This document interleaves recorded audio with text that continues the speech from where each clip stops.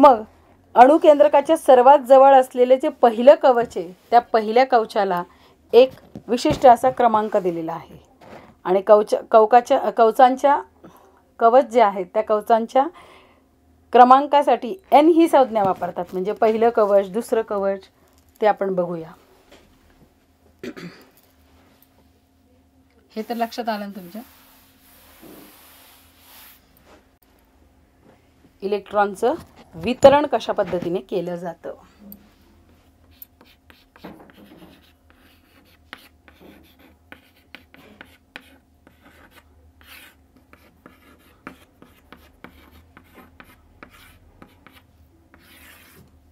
इलेक्ट्रॉनचं जे वितरण आहे ते वेगवेगळ्या प्रकारच्या कवचांमध्ये केलं जातं आणि त्या कवचांची जी संख्या असते ते दर्शवण्यासाठी किंवा जो क्रमांक असतो तो क्रमांक दर्शवण्यासाठी एन हे वापरलं जातं. म्हणजे एन बरोबर पहिलं कवच, दुसरं कवच, तिसरं कवच, चौथं कवच अशा पद्धतीने हे कवच असतात.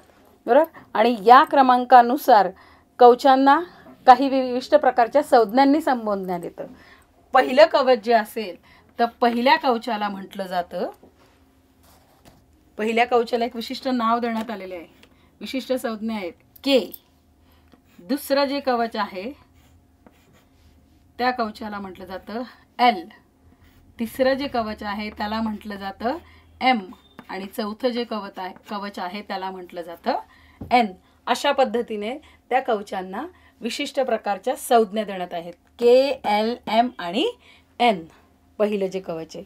आणि या संज्ञांनी संबोधल्यानंतर प्रत्येक कवचामध्ये जास्तीत जास्त किती इलेक्ट्रॉन असतील. बरोबर. विशिष्ट प्रकारच्या कक्षा असतात. त्या कक्षांना आपण कवच असं म्हणत असतो. कवच का म्हणत असतो?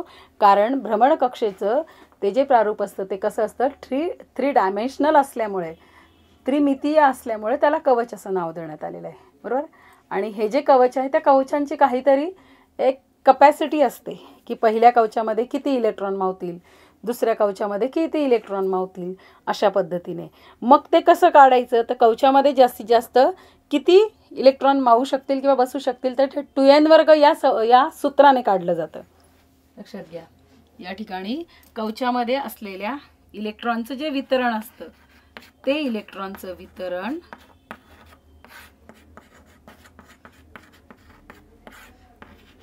n वर्ग या सूत्राने केलं जातं किंवा या सूत्रानुसार ते ठरतं.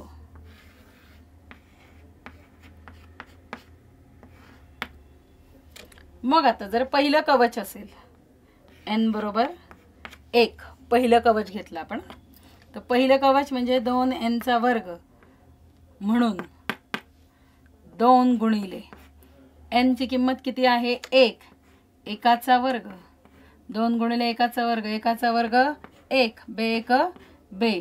म्हणून के या कवचामध्ये असलेल्या इलेक्ट्रॉनची संख्या किती असेल तर 2 असेल. हे लक्षात घ्या. म्हणून के कवचामध्ये असलेल्या इलेक्ट्रॉनची संख्या 2. त्याच पद्धतीने आपण पुढचे काढूया.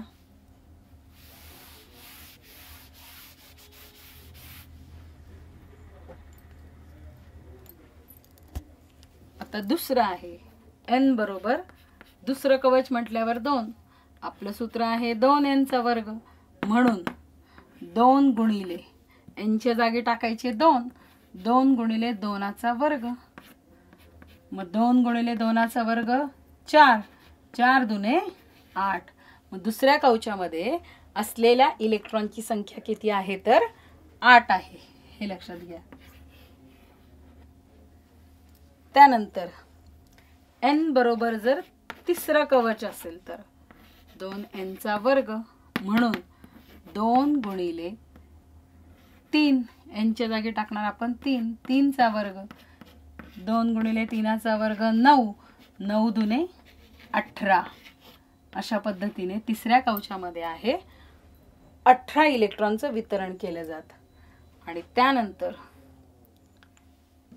n बरोबर 4, चौथं कवच जर घेतलं आपण तर 2n वर्ग या सूत्रानुसार 2 गुणिले 4 चा वर्ग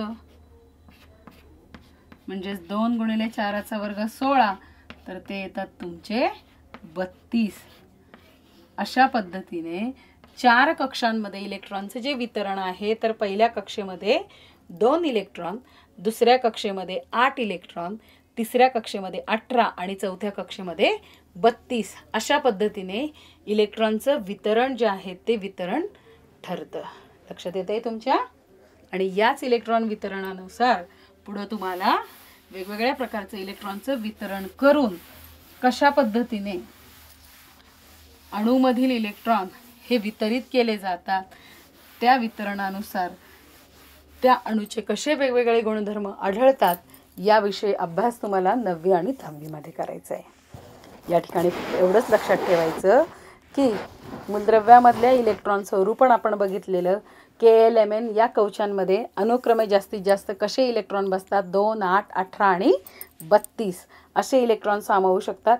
ही कवचांची काय असते? कमाल धारकता असते. किमान नाही, जास्तीत जास्त इलेक्ट्रॉन 2, 8, 18 आणि 32 अशा पद्धतीने सामावू शकतात.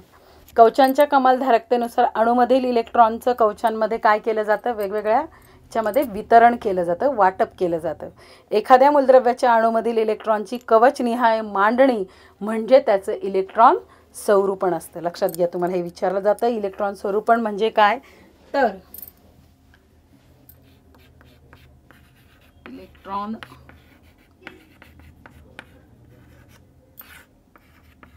स्वरूपण एखाद्या मूलद्रव्याच्या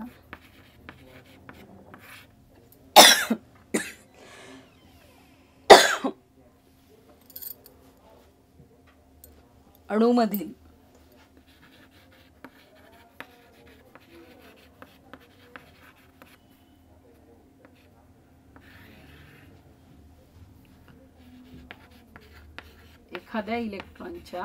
एखाद्या मूलद्रव्याच्या अणूमधील इलेक्ट्रॉन जे असतात त्या इलेक्ट्रॉनची कवचनिहाय जी मांडणी असते, इलेक्ट्रॉनची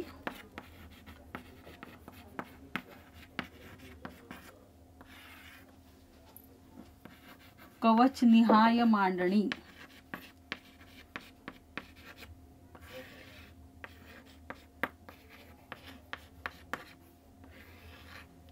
म्हणजेच त्याचे इलेक्ट्रॉन स्वरूपण होय.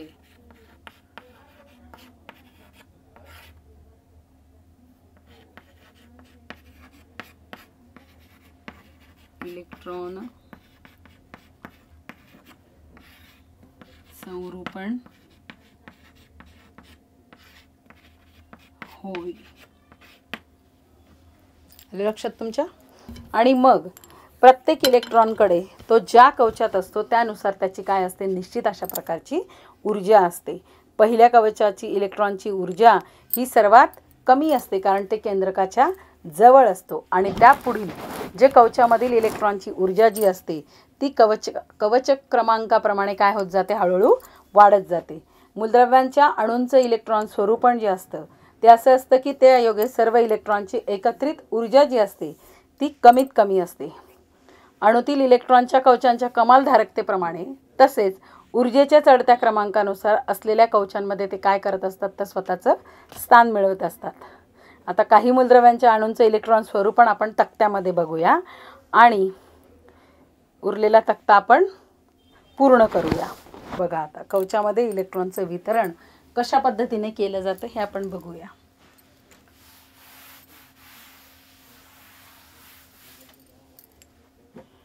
मूलद्रव्य घेतलं आपण या ठिकाणी.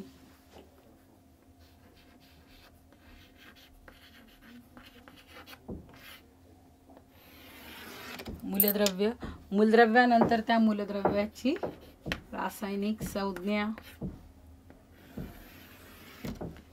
त्यानंतर इलेक्ट्रॉनची संख्या होतील इलेक्ट्रॉनची संख्या. त्यानंतर असते तुमचं कवचातली इलेक्ट्रॉन वितरण. चार वेगवेगळ्या कक्षा आहेत माहिती आपल्याला. चार वेगवेगळे कवच आहेत. कोणते कोणते? K, L, M आणि N.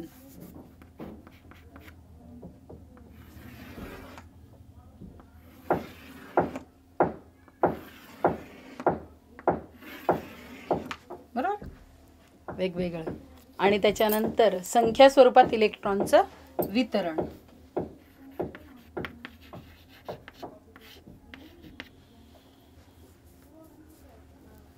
संख्या स्वरूपात इलेक्ट्रॉन वितरण. हा चार्ट तुम्हाला पुस्तकामध्ये सुद्धा बघायला मिळेल, पण पुस्तकामध्ये फक्त 1-2 मूलद्रव्यांचं दिलेलं असेल, आपल्याला बाकीच्या मूलद्रव्यांचं लिहायचं आहे. तर आता कमाल धारकता माहिती तुम्हाला. पहिलं जे कवच आहे आपण सूत्रानुसार बघितलं होतं, 2, दुसरं 8, तिसरं 18 आणि चौथं 32. अशा पद्धतीने हे इलेक्ट्रॉनचं वितरण करत असतात, बरोबर. आता पहिलं मूलद्रव्य आपल्याला बघायचं आहे हायड्रोजन. आपण त्याआधी एक रेष मारून घेऊया या ठिकाणी.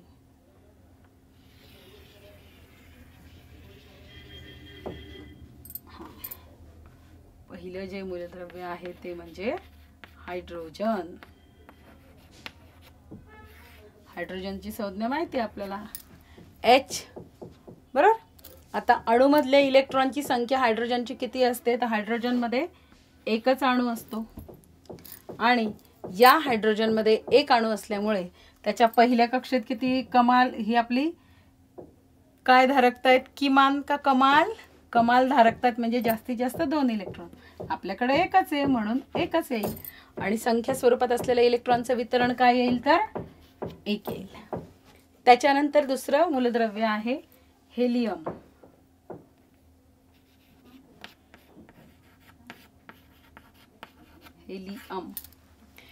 हेलियम जे आहे त्या हेलियमची संज्ञा आहे He. आता याच्यामध्ये अणूमधले इलेक्ट्रॉन किती असतात, तर 2 असतात. पहिल्या कवचाची क्षमता आपली 2 आहे. 2 इलेक्ट्रॉन हे पहिल्याच कवचात बसतात, बरोबर. आणि मग याची संख्या स्वरूपात इलेक्ट्रॉन वितरण 2. तिसरं जे मूलद्रव्य आहे ते म्हणजे लिथियम.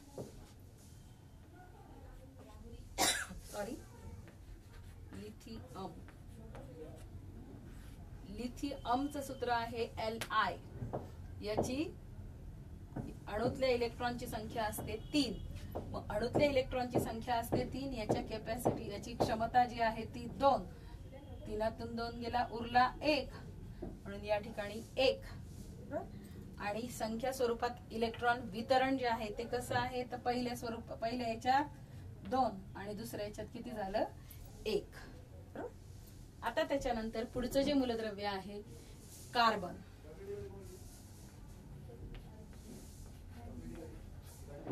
कार्बन जे आहे त्या कार्बनची संज्ञा आहे C.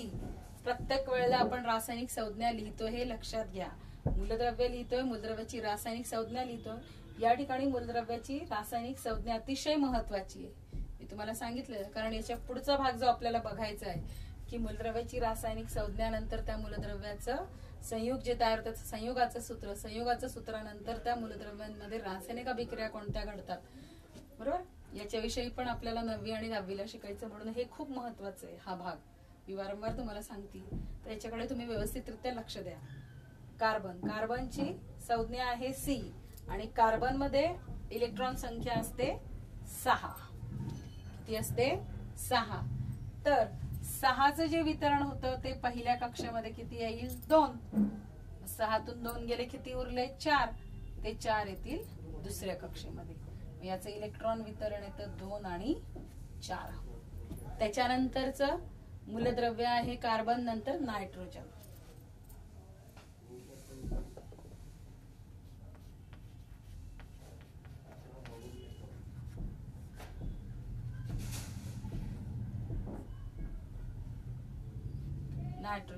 नायट्रोजनची संज्ञा आहे N, बरोबर. आणि या नायट्रोजनचे अणूतल्या इलेक्ट्रॉनची संख्या असते 7. पहिल्या कक्षेमध्ये आहे 2, दुसऱ्या कक्षेची कॅपॅसिटी माहिती आहे आपल्याला 8. 7तून 2 गेले, उरले किती, 5. म्हणून याचे इलेक्ट्रॉन वितरण आहे 2 आणि 5. त्याच्यानंतर नायट्रोजन नंतर आहे ऑक्सिजन.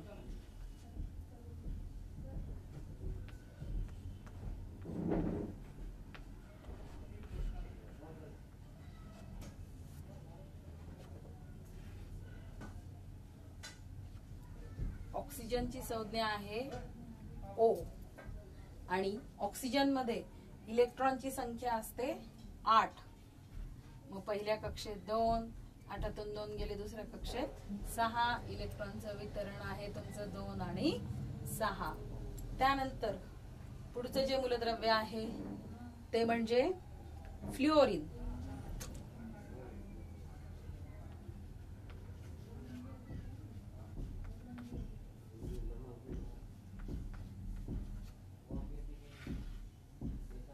फ्लुओरिन जे मूलद्रव्य आहे त्याची संज्ञा आहे F आणि या फ्लुओरिन मूलद्रव्याचं इलेक्ट्रॉनची संख्या असते 9. पहिल्या कक्षेमध्ये 2, उरलेले 7. अशा पद्धतीने 2 आणि 7 अशा पद्धतीने इलेक्ट्रॉनचं काय होत असतं, वितरण होत असतं. लक्षात आलंय तुमच्या?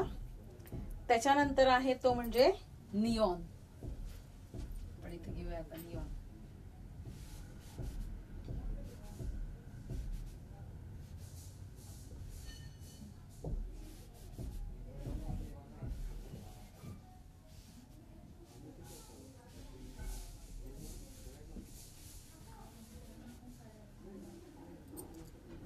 पुढचं मूलद्रव्य आहे निऑन.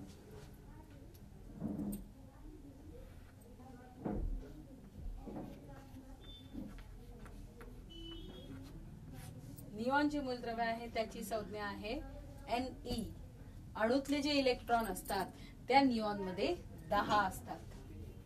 म्हणून पहिल्या कक्षेमध्ये 2 तर दुसऱ्या कक्षेमध्ये 8. एक लक्षात घ्या, पहिल्या कक्षेमध्ये ज्या वेळेला 2 झाले त्यावेळेला ती कक्षा काय झाली, पूर्णपणे भरली आहे. आणि दुसऱ्या कक्षेमध्ये काय आहेत 8 इलेक्ट्रॉन, म्हणजे याची दुसरी कक्षा सुद्धा पूर्णपणे भरली आहे. तुम्हाला मगाशी मी सांगितलं होतं निऑन, ऑर्गॉन, हेलियम आपण बघितलेलं, त्याची सुद्धा 2 म्हणजे त्याची पहिली कक्षा पूर्ण होती.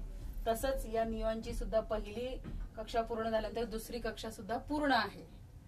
म्हणून याला राजवायू असं म्हटलं जातं. त्याचा अभ्यास आपण 9वी आणि 10वी मध्ये करणार आहोत, पण या ठिकाणी तुम्हाला सांगते कारण याला कोणत्याही इलेक्ट्रॉनची गरज भासत नाही. त्याच्या दोन्ही कक्षा पूर्णपणे काय आहेत, भरलेल्या आहेत. आणि याचं इलेक्ट्रॉन वितरण येतं तुमचं 2 आणि 8. निऑन नंतर पुढे आहे सोडियम.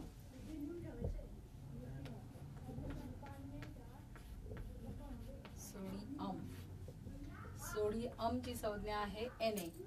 याच्यामध्ये असतात इलेक्ट्रॉनची संख्या 11. पहिल्या कक्षेत 2, दुसऱ्या कक्षेत 8 आणि मग 8 आणि 2 10 झाले. तिसऱ्या कक्षेमध्ये येईल तुमचा 1. म्हणून याचं इलेक्ट्रॉन वितरण येतं 2, 8 आणि 1. लक्षात? सोडियम नंतर आहे तुमचं क्लोरीन.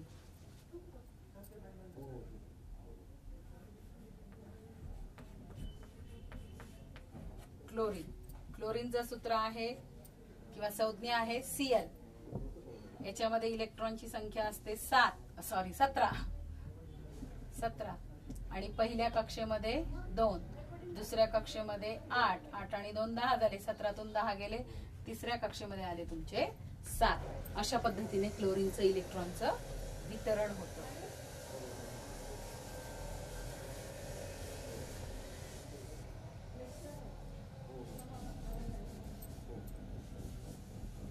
आणि म्हणून त्याच्यामध्ये इलेक्ट्रॉन वितरण कसं होतं तर 2, 8 आणि 7. त्याच्यानंतर आहे क्लोरीन नंतर अर्गॉन. मगाशी सांगितलं तुम्हाला अर्गॉन किंवा अर्गॉन पण म्हणतात त्याला. अर्गॉन जे आहे ते आहे Ar. त्याच्यामध्ये असतात 18 इलेक्ट्रॉनची संख्या असते 2, 8 आणि 8. लक्षात? अशा पद्धतीने हे ऑर्गॉन जे आहे ते सुद्धा फुलफिल आहे. पहिल्या कक्षेत 2, दुसऱ्या कक्षेत 8 आणि तिसऱ्या कक्षेमध्ये 18 असतात तर त्याच्यामध्ये सुद्धा 8 म्हणजे तिसरी कक्षा सुद्धा त्याची काय होते, ऑर्गॉन मध्ये सुद्धा पूर्णपणे भरतेच ती. आणि म्हणून या ठिकाणी याचं इलेक्ट्रॉन वितरण येतं 2, 8, 8. आणि त्याच्यानंतर शेवटचं आहे ते म्हणजे ब्रोमीन.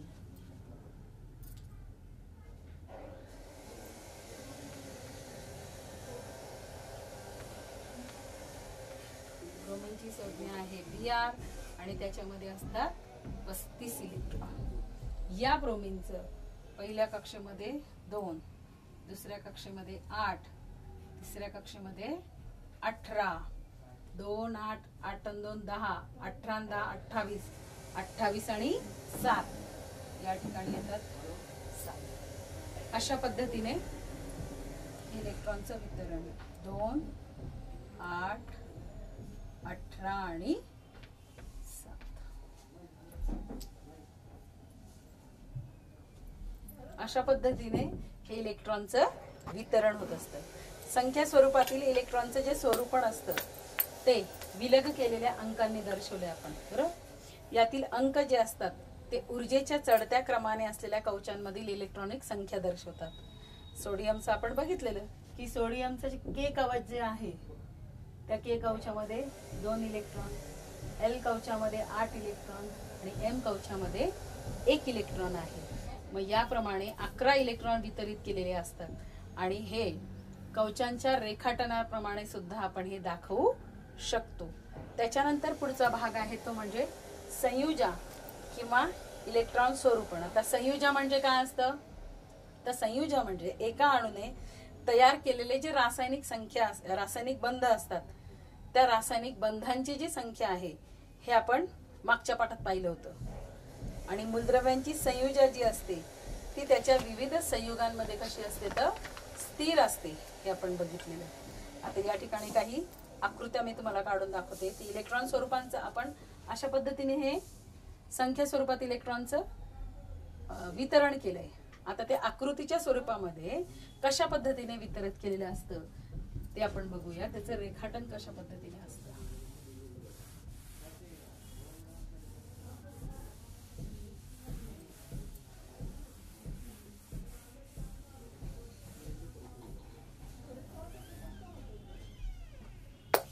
आपण हायड्रोजन हे मूलद्रव्य बघूया. हायड्रोजन मगाशी बघितल्याप्रमाणे, मगाशी सांगितल्याप्रमाणे हायड्रोजन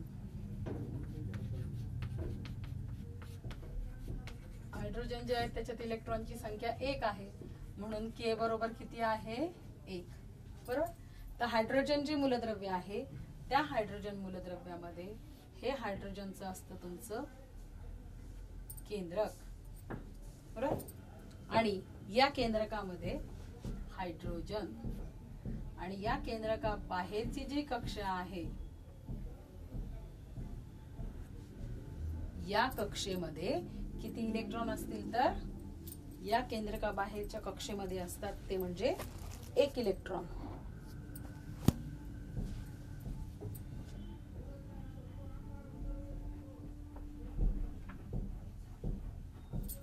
एकच आहे ना, ही पहिली कक्षा आणि पहिल्या कक्षेमध्ये आहे तुमचा 1 इलेक्ट्रॉन. हे झालं तुमचं हायड्रोजनचं इलेक्ट्रॉन स्वरूपणाचं रेखाटन. अशा पद्धतीने तुम्ही हेलियमचं दाखवू शकतात, कार्बनचं दाखवू शकतात. आपण कार्बनचं बघूया.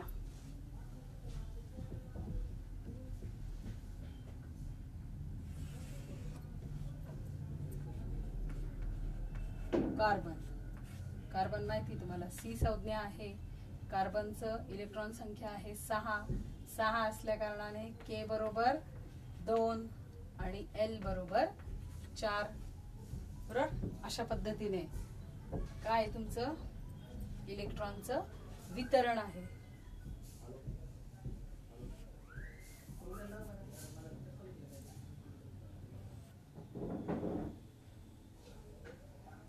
हे झालं तुमचं केंद्रकामध्ये आहे तुमचा कार्बन.